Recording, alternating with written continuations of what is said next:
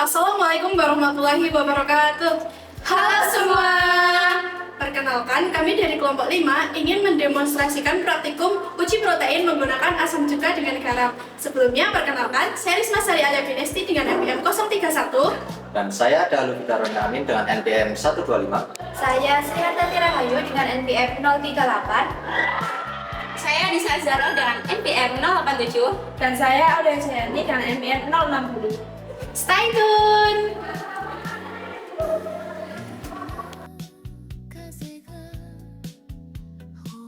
Tujuan dari praktikum ini yaitu menganalisis kandungan protein pada sampel makanan melalui reaksi penggumpalan dengan asam cuka dan garam.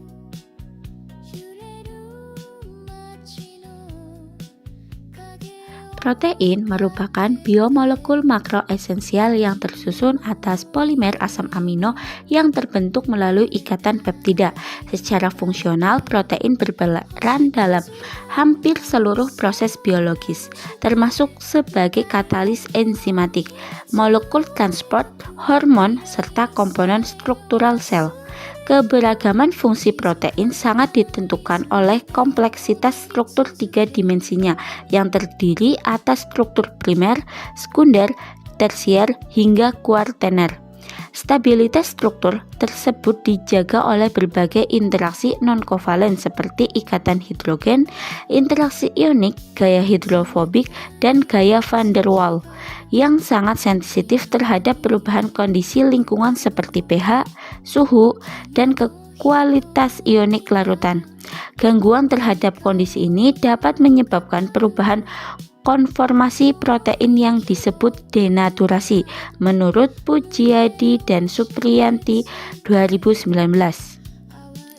Denaturasi protein merupakan proses perubahan struktur tiga dimensi protein tanpa disertai pemutusan ikatan peptida, sehingga menyebabkan hilangnya aktivitas biologis protein. Secara molekuler, denaturasi terjadi karena tanggungannya interaksi stabilitas antar gugus R asam amino yang mempertahankan struktur natif protein. Salah satu agen denaturasi yang umum adalah asam, seperti asam cuka atau asam asetat. Penambahan asam menyebabkan perubahan pH lingkungan yang mengakibatkan protonasi gugus-gugus bermuatan pada protein. Kondisi ini mengganggu ikatan ionik atau cell bridge dan keseimbangan muatan, sehingga struktur protein menjadi tidak stabil dan mengalami agregasi atau koagulasi. Prinsip ini banyak dimanfaatkan dalam uji kualitatif protein pada bahan pangan melalui pengamatan terbentuk endapan. Selain faktor pH, kekuatan ionik larutan juga berperan penting dalam stabilitas protein. Penambahan garam pada konsentrasi tertentu dapat menyebabkan fenomena salt out, yaitu penurunan kelarutan protein akibat kompetisi antar ion garam dan molekul protein dalam ikatan air. Pada molekul ini, lapisan hidroksi protein berkurang sehingga interaksi protein-protein menjadi lebih dominan dibandingkan protein air. Hal ini mendorong terjadinya agregasi dan presipasi protein. Namun, efek garam terdapat protein tidak bersifat universal karena sangat dipengaruhi oleh karakteristik protein, jenis ion, serta konsentrasi garam yang digunakan. Perbedaan respon penggumpalan pada berbagai sampel makanan seperti susu kedelai, putih telur, tahu, dan kecap berkaitan dengan variasi struktur protein, komposisi asam amino, serta tingkat denaturabilitas masing-masing protein. Misalnya, protein globulur seperti albumin pada putih telur memiliki sensitivitas tinggi terhadap perubahan pH dan panas. Sedangkan protein pada kedelai memiliki komposisi dan struktur agregat yang berbeda sehingga menunjukkan pola koagulasi yang tidak sama. Selain itu, perbedaan kadar protein total pada sampel juga mengaruhi intensitas dan kecepatan terbentuknya endapan. Oleh karena itu, observasi koagulasi protein dapat digunakan sebagai indikator semi kuantitatif untuk menganalisis keberadaan, karakteristik, serta stabilitas protein dalam berbagai bahan pangan. Alat dan bahan untuk melakukan praktikum: ada spatula, pipet ukur, tahu putih, garam, marker atau penggerus, stopwatch, pulpen, LKM dan juga label, kecap, aquades, susu kedelai, susu UHT, cuka, putih telur, gelas ukur, tabung reaksi, dan juga tisu. Pada pengujian protein kali ini digunakan beberapa sampel bahan pangan, yaitu susu kedelai, kecap, putih telur, tahu putih, susu UHT full cream, serta aquades sebagai kontrol. Reagen yang digunakan untuk menguji protein ini adalah asam cuka dan garam dapur.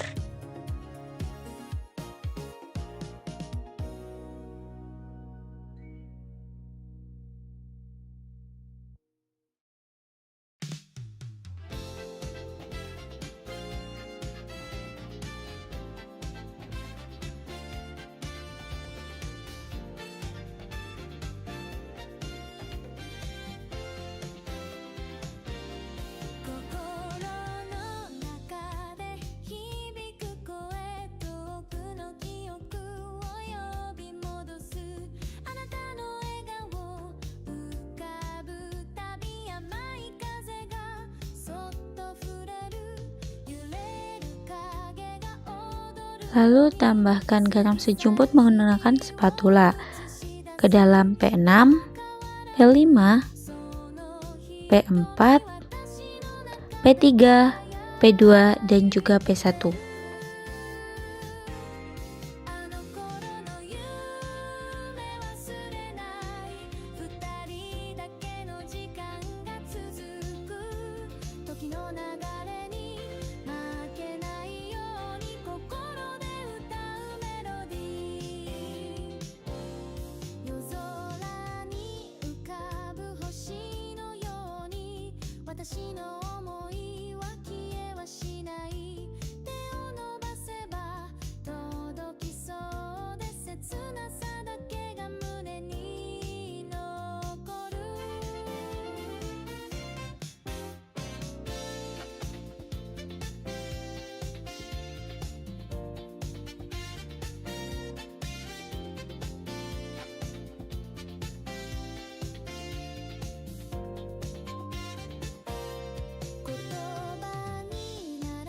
Nah, berikut adalah hasil dari sampel dari P1 sampai P6 yang sudah ditambahkan oleh garam.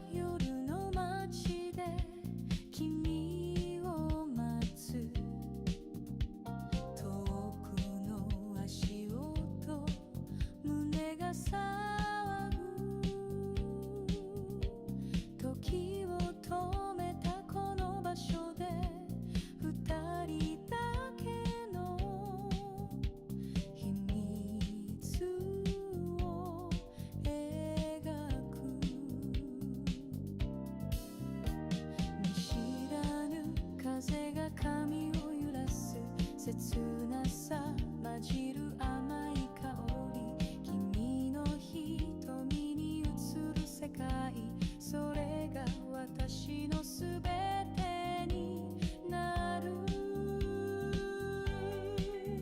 愛の調べが響き渡る夜空に広がる夢のかけらこの瞬間を抱きしめながら永遠を信じて踊り続ける過ぎ去る日々に追われながら君と出会えた奇跡の中迷いながらも求め続けBerdasarkan hasil praktikum, penambahan asam cuka dan garam menyebabkan terjadinya koagulasi pada beberapa sampel yang mengandung protein. Asam asetat dalam cuka menurunkan pH sehingga protein mengalami denaturasi dan membentuk gumpalan atau endapan. Prinsip ini sesuai dengan teori denaturasi protein yang dijelaskan oleh Nelson dan Cox pada tahun 2021. Hasil pengamatan menunjukkan bahwa putih telur atau P3 mengalami koagulasi paling kuat dengan intensitas tertinggi, yaitu dilambangkan dengan tanda plus sebanyak 3 atau plus. Hal ini disebabkan oleh kandungan protein albumin seperti ovalbumin dan ototransferin yang mudah mengalami perubahan struktur pada kondisi asam. Zulkarnain dan Budiman tahun 2020. Temuan ini juga didukung oleh penelitian Tohari et al. Pada tahun 2020 yang menyatakan bahwa asam asetat dapat mempengaruhi sifat fungsional protein albumin telur. Susu kedelai atau P1, tahu atau P4, dan susu UHT atau P5 menunjukkan koagulasi sedang atau plus, sedangkan kecap atau P2 hanya menunjukkan koagulasi lemah atau plus. Diduga karena sebagian proteinnya telah terhidrolisis selama proses fermentasi. Sementara itu, Aquades atau P6 sebagai kontrol negatif tidak mengalami koagulasi karena tidak mengandung protein. Pada tahu, prinsip koagulasi protein juga dimanfaatkan dalam proses pembuatannya. Arianti et al. 2016. Berdasarkan hasil tersebut, dapat disimpulkan bahwa asam cuka dan garam dapat digunakan untuk mengidentifikasi protein secara kualitatif melalui pembentukan koagulum. Semakin sensitif protein terhadap perubahan pH, maka semakin besar intensitas koagulasi yang dapat diamati. Berdasarkan praktikum yang telah dilakukan, dapat disimpulkan bahwa penambahan asam cuka dan garam berhasil memicu koagulasi pada sampel yang mengandung protein melalui proses denaturasi akibat penurunan pH mendekati titik isoelektrik dan peningkatan kekuatan ionik larutan atau salting out. Uji kualitatif menunjukkan respon dan intensitas pengumpulan yang bervariasi pada setiap bahan pangan tergantung pada jenis dan konsentrasi protein di dalamnya, di mana tingkat koagulasi tertinggi ditemukan pada sampel putih telur yaitu P3, diikuti oleh intensitas sedang pada susu kedelai atau P1, tahu P4, dan susu UHT P5. Sedangkan kecap P2 menunjukkan koagulasi lemah karena proteinnya telah terhidrolisis, dan Aquades P6 tidak mengalami koagulasi sama sekali karena berfungsi sebagai kontrol negatif yang tidak mengandung protein. Untuk praktikum selanjutnya, disarankan agar proses homogenisasi sampel padat seperti tahu dilakukan secara lebih optimal dan halus agar reaksi dengan reagen berlangsung sempurna, serta diperlukan standarisasi yang lebih presisi dalam pengukuran volume reagen, massa garam, dan waktu pengamatan atau timing. Menggunakan stopwatch di setiap tabung demi menjaga konsistensi hasil. Selain itu, untuk meminimalisasi bias dan subjektivitas dari pengamatan visual yang sempat menjadi tantangan kelompok dalam membedakan tingkat kerutuhan sampel yang mirip, Metode observasi ini sebaiknya dikombinasikan dengan alat ukur laboratorium yang lebih objektif jika fasilitas tersedia. Dalam melakukan sebuah praktikum, tentunya akan terjadi beberapa kesalahan. Berikut analisis kesalahan dalam melakukan praktikum uji protein dalam asam cuka dan garam. Yang pertama itu pengadukan sampel kurang homogen.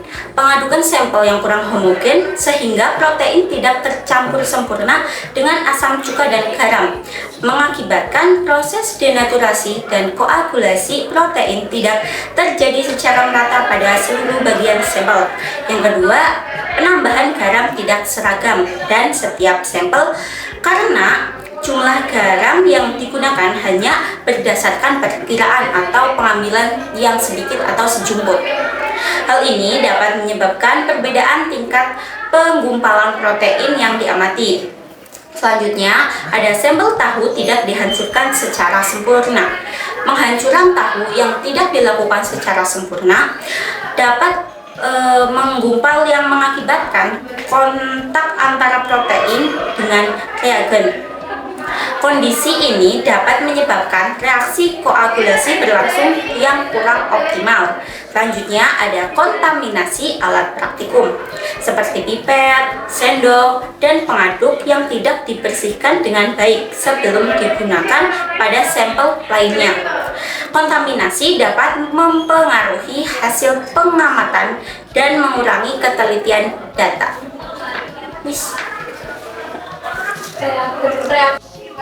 Baik, kesalahan selanjutnya yaitu yang kelima, kesalahan dalam mengidentifikasi koagulasi protein, yaitu karena pengamatan dilakukan secara visual, gumpalan protein itu dapat tertukar dengan partikel lain yang memang sudah terdapat pada sampel. Kemudian yang keenam itu ada perbedaan waktu kontak reagen dengan sampel.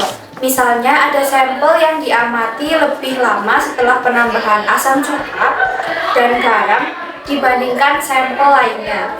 Hal ini dapat menyebabkan perbedaan tingkat penggumpalan yang bukan disebabkan oleh kandungan protein. Kemudian yang ketujuh itu perbedaan kandungan protein pada masing-masing sampel, yaitu seperti putih telur, tahu, susu kedelai, dan kecap, sehingga respon terhadap perlakuan asam cuka dan garam tidak sama.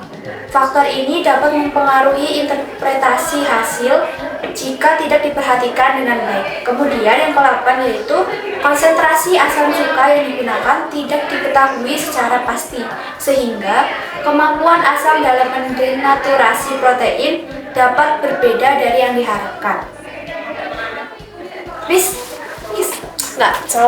Yang ke nomor 9, suhu lingkungan selama praktikum dapat mempengaruhi kestabilan struktur protein dan kecepatan terjadinya denaturasi.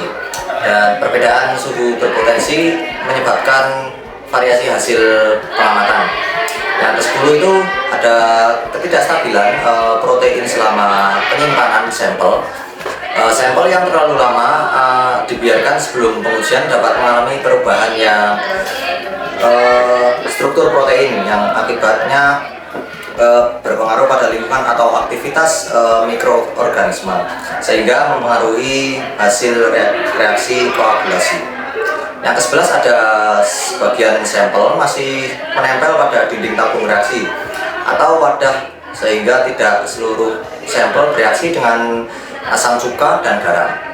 Akibatnya proses denaturasi dan penggumpalan protein menjadi kurang maksimal dan hasil yang diperoleh dapat berbeda dari kondisi yang sebenarnya.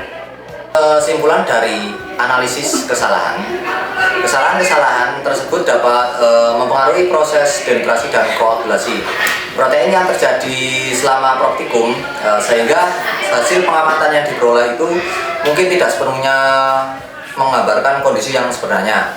Jadi diperlukan ketelitian dalam penyampaian sampel, penyiapan sampel, penggunaan alat, penambahan reagen, pengadukan, dan serta pengamatan agar hasil praktikum itu lebih akurat, valid, dan dapat dipertanggungjawabkan secara ilmiah. Sekian video demonstrasi dari kelompok kami, semoga bermanfaat bagi kita semua. Ada kurang lebihnya kami mohon maaf. Wassalamualaikum warahmatullahi wabarakatuh.